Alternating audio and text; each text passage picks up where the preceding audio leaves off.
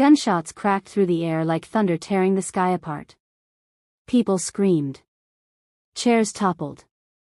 Armed guards reached for their weapons as black umbrellas fell to the ground one after another. The coffin stood at the center of the cemetery, surrounded by hundreds of powerful figures dressed in black. Korean executives. Politicians. Crime lords. Every face was stiff with fear, respect, or calculation. This was not just a funeral. This was the funeral of Kang Dae-Hyun, the most feared Korean mafia boss alive. Or so they thought. Stop. The voice cut through the chaos, sharp and desperate. A young black woman burst through the crowd, her shoes slipping against wet grass as she pushed past guards twice her size. Her uniform was unmistakable, a plain black waitress dress, cheap fabric, stained at the hem. Her hair was pulled back in a messy bun. Her chest heaved as she gasped for breath. "He's not dead," she shouted again. "Don't bury him. He's not dead." Guns snapped toward her instantly. "Freeze," one guard yelled. Another grabbed her arm roughly. "Are you insane?" She didn't stop struggling. Her eyes were wide, wet, and burning with something between terror and certainty. "I know him," she cried. "I've seen him breathe. I've seen his chest move. He's alive." The murmurs rippled through the crowd like poison. "What is this nonsense?" a tall man near the coffin demanded. He wore a tailored black suit and dark glasses despite the rain. His jaw tightened. "Who let her in?" "She's just a waitress," someone scoffed. "Shoot her and move on." The woman froze at that. Shoot her? Her knees nearly buckled, but she forced herself upright. "My name is Naomi Brooks," she said, her voice trembling but loud. "I worked at the Imperial Crown Hotel. Private floor. Room 1907. That made several men stiffen. Room 1907 was Kang Dae-Hyun's private suite. One of the elders stepped forward slowly. "You should choose your next words carefully," he warned. "Because if you're lying, you'll die here." Naomi swallowed hard. "He drinks his tea without sugar," she said quickly. "He hates it when people speak behind him in Korean, thinking foreigners don't understand. He has a scar on his left rib from a knife wound 10 years ago. And when he sleeps," her voice broke, "he stops breathing for 3 seconds at a time." Silence fell. Dead silence. Several men exchanged sharp glances. The elder's lips parted slightly. "That information is not public." "I know," Naomi whispered. "Because I was there." Her hands shook as she pointed toward the coffin. "You poisoned him," she said. "But you didn't kill him." "Not yet." The crowd erupted. "Blasphemy. Enough. Get her out of here." 2 guards dragged her forward anyway, forcing her to her knees beside the coffin. The lid was closed. Cold rain splashed against the polished wood. "Open it," Naomi begged. "Please. Just open it." One of the lieutenants laughed darkly. "You think you're special because he slept with you?" Her face flushed with anger. "He never touched me like that." That earned a few raised brows. "Then why would he trust you?" the lieutenant sneered. Naomi lifted her chin, tears sliding freely down her cheeks. "Because I didn't bow to him," she said softly. "I treated him like a man, not a monster." The elder raised a hand. "Enough," he said. "Open the coffin." Gasps echoed as the guards hesitated, then slowly lifted the lid. Naomi leaned forward, her heart slamming so hard she thought it might tear her chest apart. Kang Dae-Hyun lay inside, dressed in an immaculate black suit, hands folded over his chest. Still. Cold. Pale. A sob tore from her throat. "No," she whispered. "No, no, no." She pressed her fingers against his neck. 1 second. 2. 3. Then. Her breath hitched. "There," she cried. He moved. Several men leaned closer. That's impossible, someone muttered. But then they saw it. A faint rise. Barely noticeable. But unmistakable. Breathing. Chaos exploded. What the hell? Get the doctor. Lock the gates. Find the traitor. As orders were barked and weapons raised, Naomi collapsed beside the coffin, clutching the edge as relief and terror crashed over her at once. He was alive. But that didn't mean they were safe. Because if Kang Dae-Hyun lived, someone here wanted him dead. And now, they knew Naomi knew. Hours earlier, she had been just another invisible waitress. Now she was kneeling at the center of a war. And it all began the night she first met him. The Imperial Crown Hotel glittered like a jewel in the city skyline, towering over the streets below. Naomi hated working the private floor. The tips were good, but the silence felt heavy, dangerous. The kind of silence where powerful men made decisions that ruined lives. Room 1907 had been quiet for days. Then one night, the door opened. Naomi stepped inside with a tray of tea and froze. The man sitting by the window didn't turn around. "You're late," he said calmly. "I'm sorry, sir," she replied automatically, setting the tray down. He finally looked at her. And her breath caught. His face was sharp, controlled, devastatingly calm. Not handsome in a soft way, but commanding. His eyes were dark and unreadable.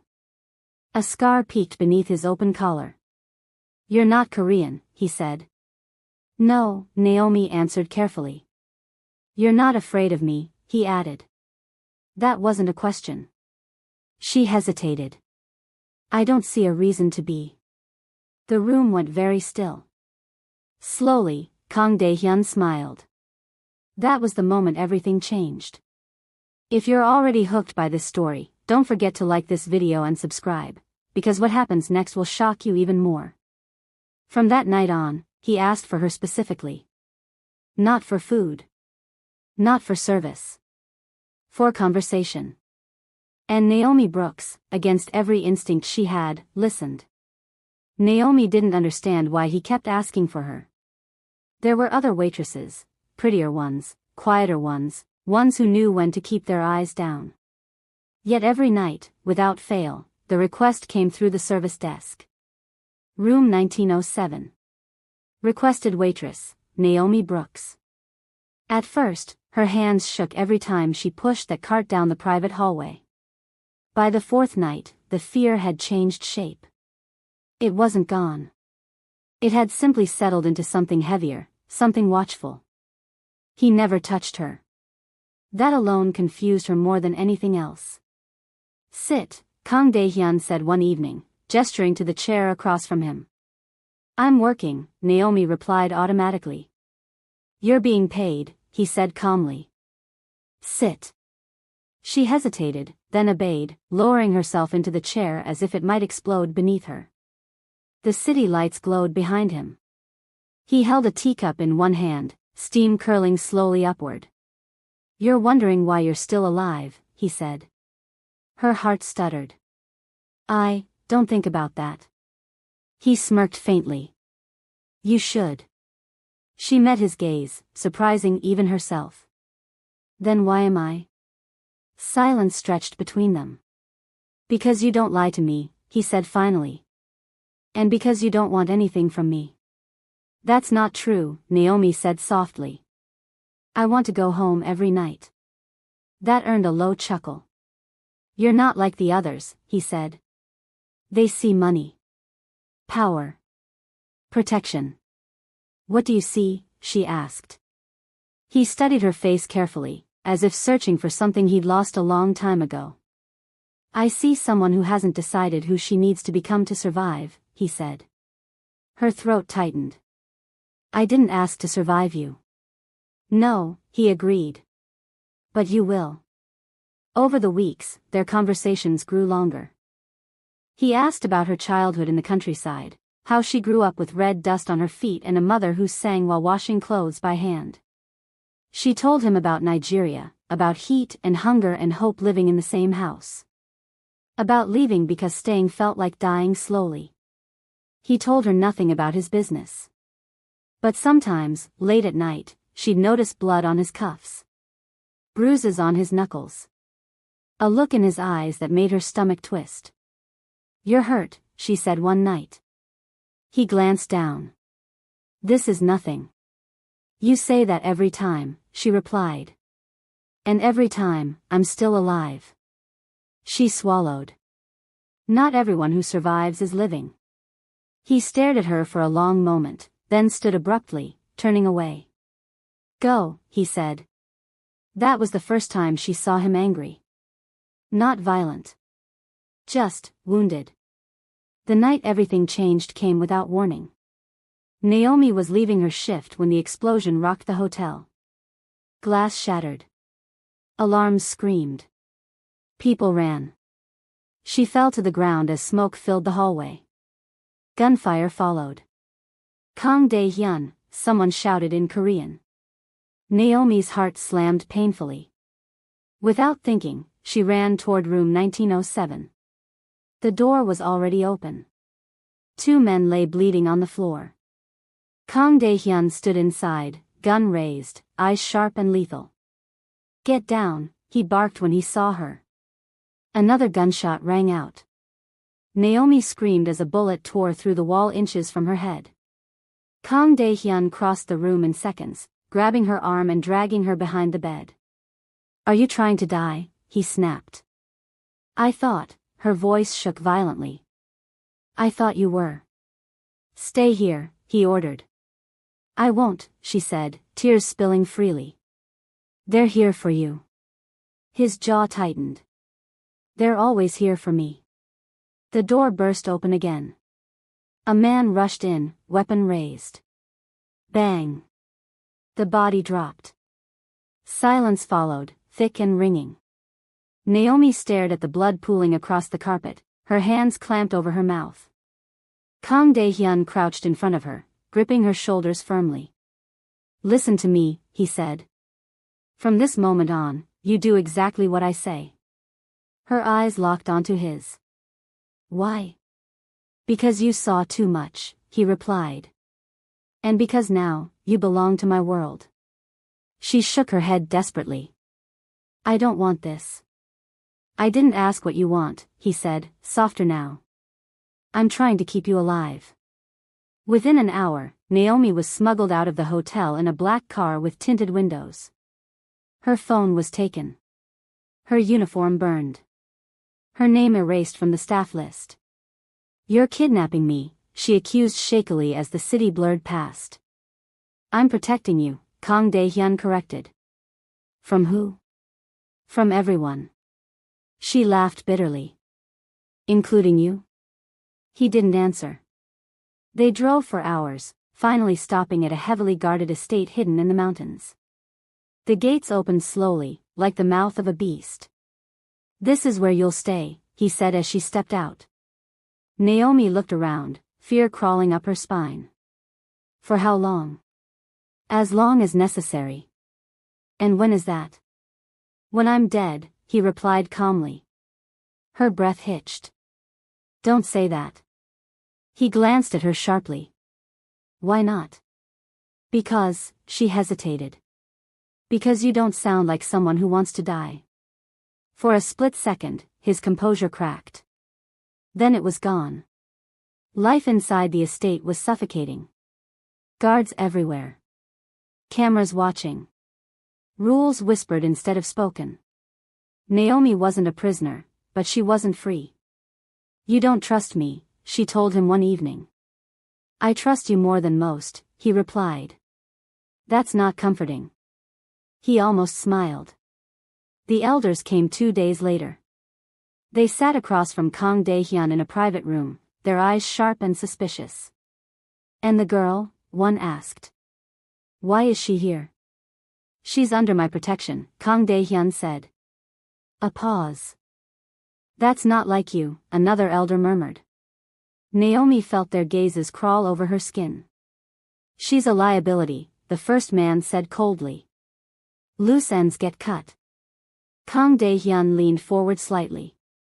No one touches her, he said. If she dies, I burn this entire organization to the ground. Silence followed. That was when Naomi understood. This wasn't just protection.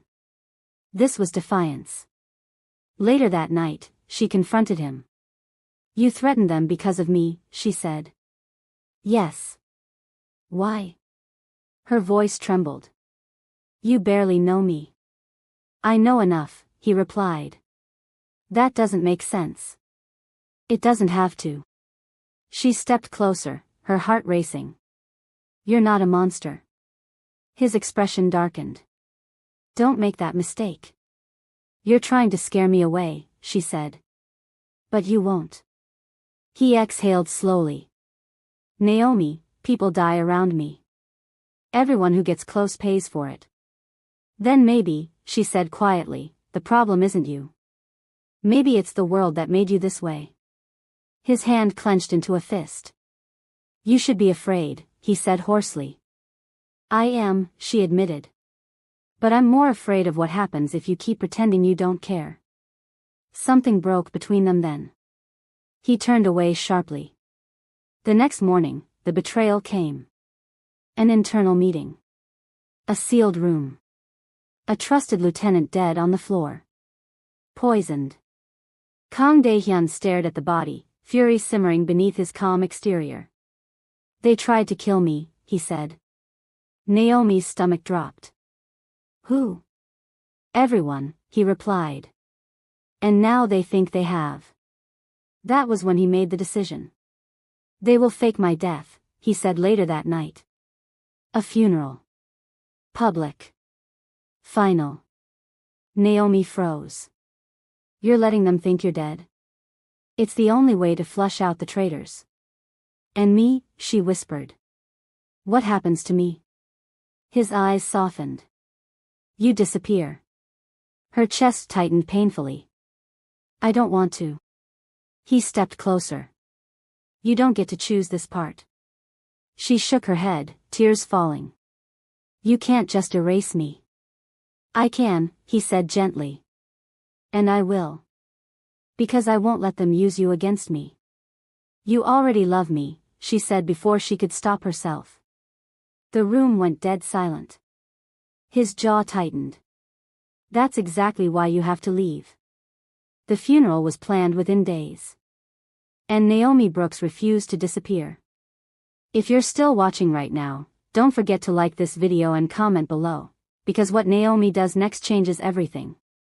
She would not let him die alone. Not even as a lie. Naomi didn't sleep the night before the funeral. She sat on the edge of the guest bed in the estate, her fingers clenched together until they ached. Guards stood outside the door. Cameras watched every angle. Kang Dae-Hyun had ordered that she be kept inside until she was moved out of the country at dawn. He thought she would obey. He was wrong. At 3:17 a.m., the power flickered. Just once. Barely noticeable. But Naomi felt it. She stood, heart pounding, and moved to the window. Down below, two guards were distracted, arguing quietly in Korean. She didn't understand the words, but she recognized the tone, confusion, irritation. That was her opening. She grabbed the coat she'd hidden days ago, slipped on flat shoes, and moved fast. Quiet. Careful. Every lesson survival had taught her came rushing back. The hallway camera went dark for exactly 6 seconds. She ran. By the time the alarm started, Naomi was already gone. The funeral was massive. Televised. Guarded by hundreds of armed men. Politicians stood beside criminals. Flowers covered the ground like a sea of mourning lies. Kang Dae-Hyun's face stared out from framed photographs, cold, unreadable, powerful even in death. Naomi watched from behind a row of black cars, her heart slamming against her ribs. She'd stolen a simple black dress from a roadside shop. Her hair was pulled back. No makeup. No jewelry. Invisible. Until she wasn't. The moment she saw the coffin, something inside her snapped. This was wrong. He wasn't supposed to be there. She pushed forward, ignoring the shouts, the grabbing hands, the guns swinging toward her. He's not dead, she screamed. And everything unraveled. Now, hours later, Naomi sat in a locked medical room deep inside the estate. Her wrists were unbound, but guards lined the walls. Doctors hovered nervously. Kang Dae-Hyun lay on the bed, alive but unconscious, tubes running from his arms. His chest rose faintly. She sat beside him, tears dripping onto her hands. "You idiot," she whispered. "You really were going to let them bury you." The door opened. The elders entered. Their faces were grim. "She has to be dealt with," one said flatly. "She disrupted the plan. The entire organization is unstable." "She saved my life," Kang Dae-Hyun said. Every head snapped toward him. He was awake. Naomi gasped. "You. Don't move," he murmured, eyes fixed on the men across the room. "Listen instead." "You're weak," one elder snapped. "Poison nearly killed you. And because of her, the traitors know you're alive." "Good," Kang Dae-Hyun replied calmly. "Now they're afraid." "You broke protocol," another said. "You threatened us for a waitress." "For Naomi Brooks," he corrected. "Say her name properly." Silence followed. "She knows too much," the first elder insisted. "She cannot stay." Kang Dae-Hyun's gaze hardened. "She stays. And if we refuse?" "Then you die," he said simply. Naomi stared at him, fear and awe twisting together in her chest. This was what power looked like. Not shouting. Not chaos. Certainty. The elders left, furious but silent. When the door closed, Kang Dae-Hyun finally looked at Naomi. "You shouldn't have come," he said quietly. She laughed shakily. "You poisoned yourself and faked your death. But I'm the unreasonable one." His lips twitched despite himself. "You could have died," he said. "They will never stop now." She leaned closer. "Neither will I." Their eyes locked. For a moment, the world narrowed to just the two of them. Then the war began. Within days, Kang Dae-Hyun moved openly. He summoned lieutenants. Executed traitors. Took back control with ruthless efficiency. Blood stained the city. Naomi watched it all from behind glass walls. "You don't have to see this," he told her one night. "I already do," she replied. "Every time you come back hurt." He didn't argue. But the distance between them grew heavier. "You're pushing me away," she said one evening. "Yes," he answered honestly. "Why?" "Because loving me is a death sentence." She swallowed hard. "You don't get to decide that for me." He turned sharply. "You think this ends well? Look around you." "I'm not blind," she said. "I just refuse to believe you're beyond saving." That word hit him like a bullet. Saving. "No one saves men like me," he said coldly. "Then stop acting like you don't want it," she shot back. The argument ended with silence. And then with gunfire. The attack came at dawn. Explosions rocked the estate. Alarms screamed. Smoke filled the halls. Naomi was dragged from her room by guards. "Kang Dae-Hyun," she screamed. She saw him across the courtyard, firing calmly, issuing orders, blood on his cheek. Their eyes met. And in that second, she knew. They were coming for her. A masked man broke through the line, grabbing Naomi from behind, gun pressed to her head. "Drop it," he yelled in Korean. Everything stopped. Kang Dae-Hyun turned slowly. "Let her go," he said. "Or what?" the man sneered. "You'll kill me?" "I already signed my death warrant." Naomi's breath came in short gasps. "Dae-Hyun," she whispered. Don't. The man laughed. See? She knows your name. She's your weakness. Kang Dae-Hyun lowered his gun. I'll trade, he said. Naomi's heart shattered. No. My life, he continued calmly. For hers. The courtyard erupted in shouts. Boss, no. It's a trap. The masked man hesitated. Naomi screamed. Don't you dare. Kang Dae-Hyun stepped forward, hands raised. I'm done running, he said. Take me. Naomi fought wildly, tears streaming. I won't let you. Gunfire rang out. The masked man dropped. Naomi collapsed as Kang Dae-Hyun caught her, pulling her tight against his chest. She sobbed uncontrollably. You idiot. You stupid, selfish. He held her like she might disappear. I told you, he murmured. I won't let them take you. That was the moment the line was crossed. There was no pretending anymore. No distance. No lies. That night, as fires burned in the distance and bodies were counted, Naomi sat with him on the floor of a safe room. After this, she said softly, what happens to us? He stared ahead. There is no us. She looked at him sharply. Don't lie to me now. He closed his eyes. If I stay king, you're never safe. And if you don't? Then I die, he said. She took his hand. Or you walk away. He laughed bitterly. Men like me don't walk away. Then learn, she said. Because I won't survive losing you. That was the first time he kissed her. Not roughly. Not desperately. Slow. Careful. Like he was afraid she might break.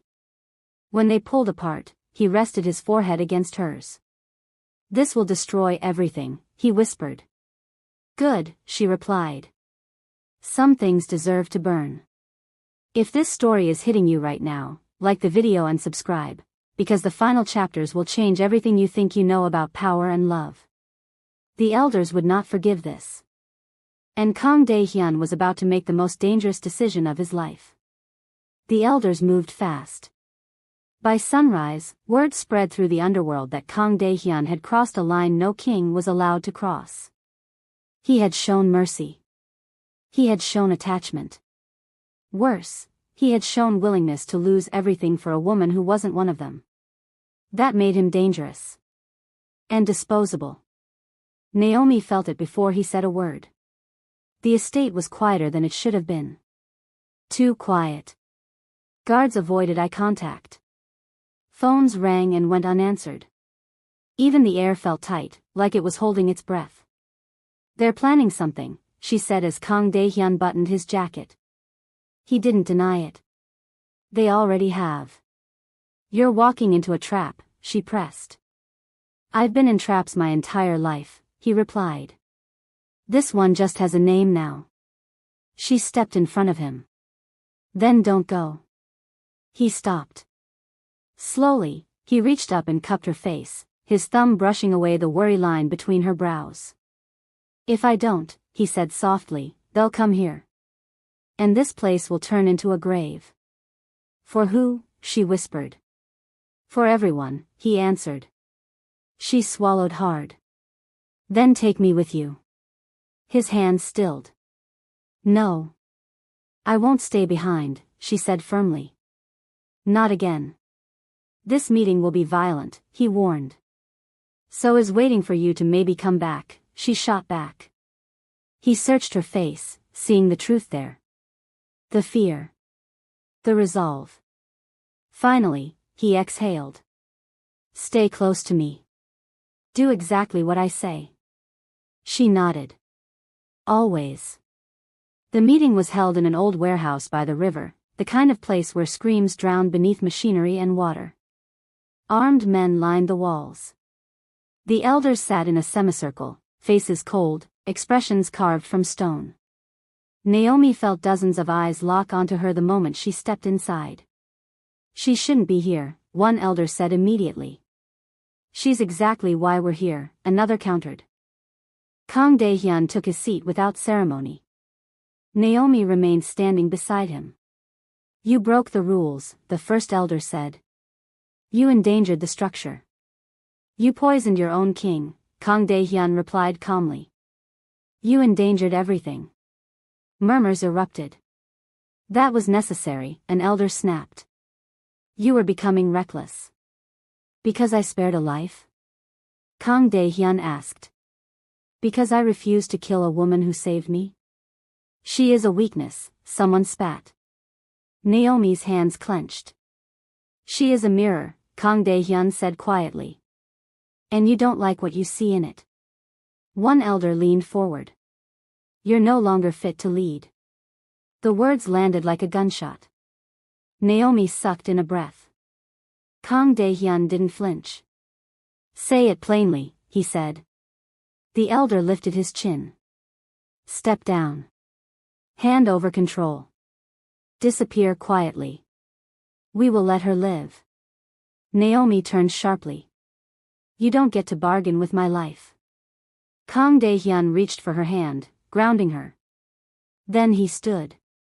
No, he said. Silence followed. No, the elder echoed incredulously. No, Kang Dae-Hyun repeated. I will not step down. I will not disappear. And you will never touch her. You're choosing her over the empire, one elder said coldly. I'm choosing a future, Kang Dae-Hyun replied. Something none of you ever believed in. The first gunshot came from the back of the room. Chaos exploded. Naomi dropped instinctively as bullets tore through the air. Kang Dae-Hyun pulled her behind a steel beam, firing back with ruthless precision. Men fell. Shouts echoed. Blood splattered concrete. Move, he shouted, grabbing her wrist.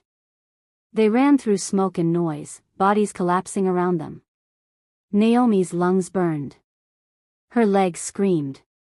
They burst out the back into the open air, diving into a waiting car as bullets shattered the windows behind them.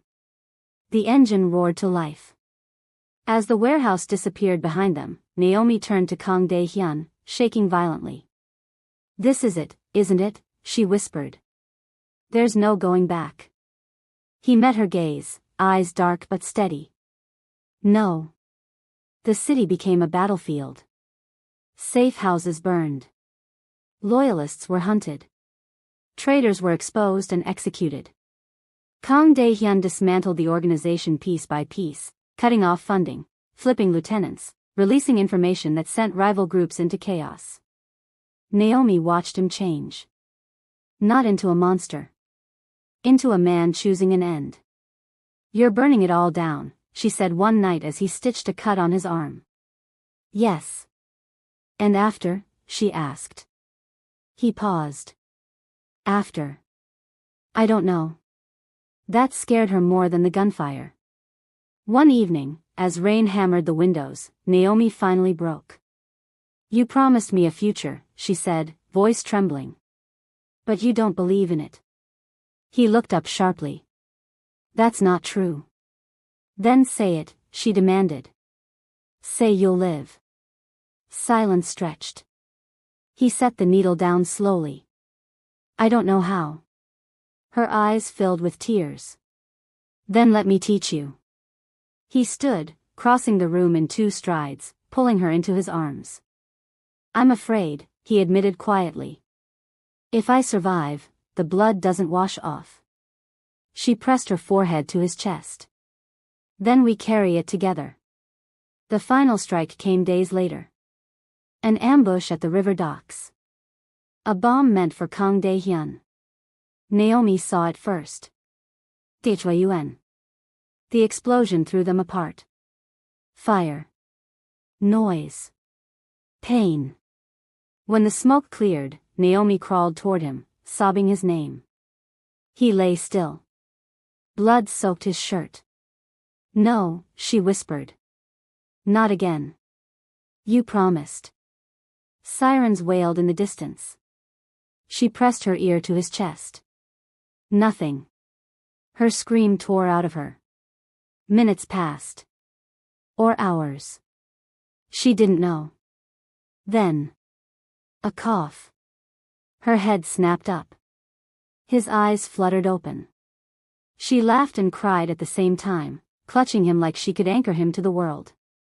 "Don't you dare die on me," she sobbed. He smiled faintly. "You're very demanding." He survived. Barely. The war ended not with a coronation, but with a disappearance. The underworld whispered that Kang Dae-Hyun was dead at last. They were wrong. Months later, in a quiet countryside far from blood and concrete, Naomi stood barefoot in red dust, watching a man struggle to fix a broken fence. "You're doing it wrong," she teased. He glanced over his shoulder, scowling. "I ruled an empire. And now you're losing to a nail," she laughed. He straightened, wiping sweat from his brow. "I'm learning." She walked over, resting her head against his chest. "Thank you," he murmured. "For what?" "For stopping my funeral." She smiled. "You still owe me a life." If you're still watching this story, like the video and comment below. The final batch brings everything full circle. The countryside was quiet in a way that still startled Kang Dae-Hyun. No sirens. No coded phone calls. No men waiting for orders that would end lives. Just wind moving through tall grass and the sound of insects humming like the world had never known violence. Naomi loved it. She woke every morning before him, slipping out of bed to step barefoot onto the soil, breathing deeply as if each breath was proof they had survived. She cooked simple meals. She laughed more. Sometimes she cried for no clear reason at all. Trauma didn't disappear just because danger did. Kang Dae-Hyun watched her closely, always. Not like a guard. Like a man afraid the world might still take something from him. "You're staring again," Naomi said one morning, setting a cup of tea in front of him. He blinked. "I'm learning." "Learning what?" "How to be here," he replied honestly. She smiled softly. "You're doing fine." He didn't believe that. At night, he still woke with his hand clenched, heart racing, eyes scanning shadows that weren't there. Naomi never asked questions. She just pulled him back, grounding him with warmth and breath and whispered reminders. "You're safe," she'd say. "You're alive. I'm here." One evening, as the sun dipped low and painted the sky in orange and red, a car appeared at the edge of the dirt road. Kang Dae-Hyun stiffened instantly. Naomi felt it. "Hey," she said gently. "We're okay." The car stopped. A man stepped out. Well-dressed. Calm. Familiar. "Lee Jun," Kang Dae-Hyun said quietly. Naomi's pulse spiked. "Friend or enemy?" Lee Jun smiled faintly. "Depends on the day." Kang Dae-Hyun positioned himself subtly in front of Naomi. "You shouldn't be here." "Neither should you," Lee Jun replied. "Yet here we are." Silence stretched. "The elders are gone," Lee Jun said finally. "Dead. Arrested. Or hiding." Naomi exhaled without realizing she'd been holding her breath. "The organization?" Kang Dae-Hyun asked. "Fragmented," Lee Jun answered. "Leaderless. But people still whisper your name." Kang Dae-Hyun shook his head. "I'm done." Lee Jun studied him closely. "You always said that meant death." "Not anymore," Naomi said firmly. Lee Jun's gaze shifted to her. Respect flickered there. "There's something else," he said. "Someone put a price on your head. Not official. Personal." Naomi felt Kang Dae-Hyun tense. "Who?" he demanded. Lee Jun hesitated. "A man you spared. Years ago." A bitter smile tugged at Kang Dae-Hyun's lips. "Mercy always sends a bill." "I came to warn you," Lee Jun continued. "And to say goodbye." "Goodbye?" Naomi echoed. Lee Jun nodded. The world you left behind will keep burning for a while. But it won't reach you here. He turned to leave, then paused. You found something rare, he said to Kang Dae-Hyun. Don't come back. When the car disappeared down the road, Naomi let out a shaky breath. So, not over? She asked. It never is, Kang Dae-Hyun said softly. But it's far away. That night, Naomi couldn't sleep. What if they find us? She whispered. Kang Dae-Hyun rolled onto his side, facing her. Then we run. She searched his face. And if running isn't enough? Then I fight, he said. So you don't have to. She pressed her forehead to his. No more dying. He smiled faintly. I'll try.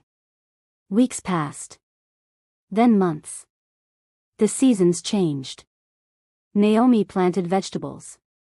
Kang Dae-Hyun learned how to fix things without breaking them. He learned patience. Failure. Humor. One afternoon, Naomi collapsed into laughter as he argued with a stubborn goat.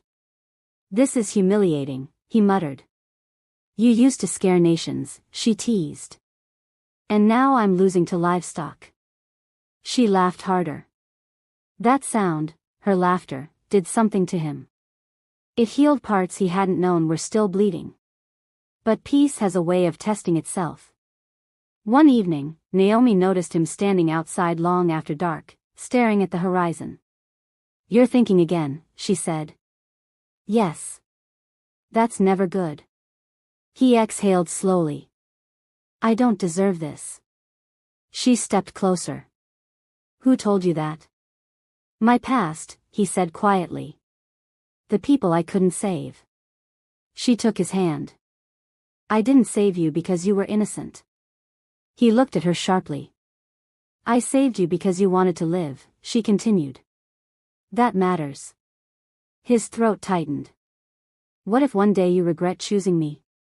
She smiled gently. Then I'll regret it with you. He pulled her into his arms, holding her tightly. The danger came quietly. A single man. A single gun. Kang Dae-Hyun saw him first. Get down, he whispered. Naomi didn't argue. The man stepped out of the trees, weapon raised, eyes wild with obsession. You should have stayed dead, he spat. Kang Dae-Hyun moved without thinking. The shot rang out. Pain exploded through his shoulder. Naomi screamed. But Kang Dae-Hyun didn't fall. He tackled the man to the ground, disarming him, pinning him with ruthless efficiency. The man laughed through blood. You think this ends you? Kang Dae-Hyun stared down at him, breathing hard. No, he said. It ends you. But he didn't kill him. Sirens approached in the distance, local police, tipped off days earlier by Lee Jun. The man was dragged away, screaming threats that faded into nothing. Naomi rushed to Kang Dae-Hyun, hands shaking. You're hurt. He smiled through pain. I stayed alive. She laughed and cried all at once, pressing her forehead to his. You did. Later, as he sat with his arm bandaged, Naomi knelt in front of him. I used to think love was supposed to be safe, she said. Easy. And now, he asked.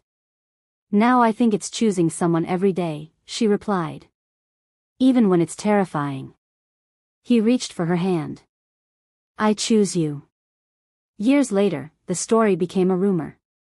A myth whispered in criminal circles. They said the Korean mafia king didn't die. They said he was stopped at his own funeral by a black waitress who refused to let the world bury him. Some said he disappeared. Others said he found salvation. Only Naomi knew the truth. She found him fixing fences, arguing with goats, and loving her with a devotion that had nothing to do with power. And Kang Dae-Hyun learned that being alive wasn't about escaping death. It was about staying. If this story moved you, don't forget to like the video, subscribe to the channel, and comment below. Your support helps bring more powerful stories like this to life.